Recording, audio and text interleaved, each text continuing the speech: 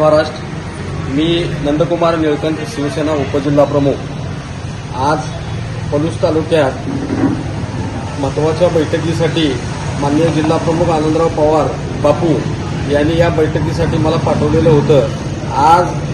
आजची ही बैठक प्रशांत लेंगरे तालुका प्रमुख यांच्यावर जे खोटा गुन्हा दाखल झालेला आहे त्याच्या संदर्भात चर्चा करण्यासाठी आज आमची बैठक झाली. आजच्या बैठकीत प्रशांत लेंगरे तालुका प्रमुख यांच्यावर जो खोटा गुन्हा दाखल झालेला आहे तो वस्तुस्थितीत खोटा गुन्हा दाखल झालेला आहे.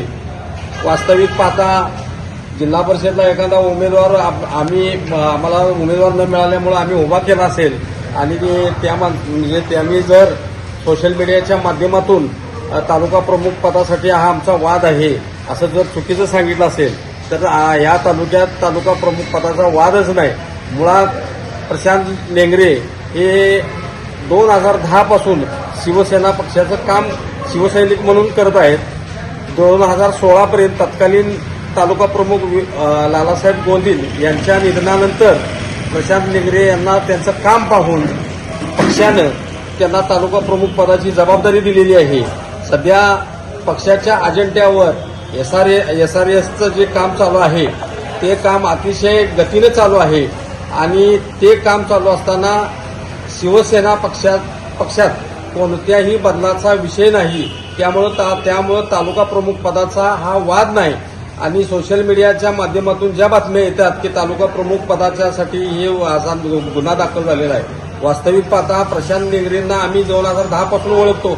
2010 पासून शिवसेना पक्षात ते आज अखेरपर्यंत ते कधीही कोणाला जातीवाचक बोलत नाहीत, बोललेले नाहीत. आणि असा जर कोण चुकीचा गुन्हा दाखल करत असेल तर त्याच्या संदर्भात आम्ही माननीय DYSP साहेब, माननीय SP साहेब आणि त्यानंतर आमचे जिल्हा प्रमुख आणि त्याचबरोबर आमचे राज्याचे उपमुख्यमंत्री, शिवसेनेचे मुख्य नेते आदरणीय एकनाथजी शिंदे साहेब यांना भेटून झालेल्या घटनेची सविस्तर माहिती देऊन हा झालेला खोटा गुन्हा दाखल केलेला आहे. याच्या संदर्भात आम्ही प्रशांत लेंगरेंच्यावर जो अन्याय झाला आहे त्या अन्यायाच्या विरोधात आम्ही न्याय मागणार आहे.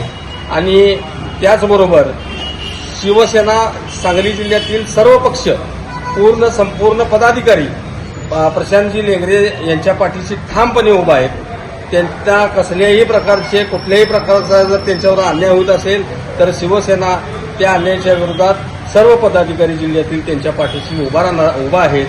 त्यांना न्याय देण्यासाठी शिवसेना पक्ष हा ठाम आहे.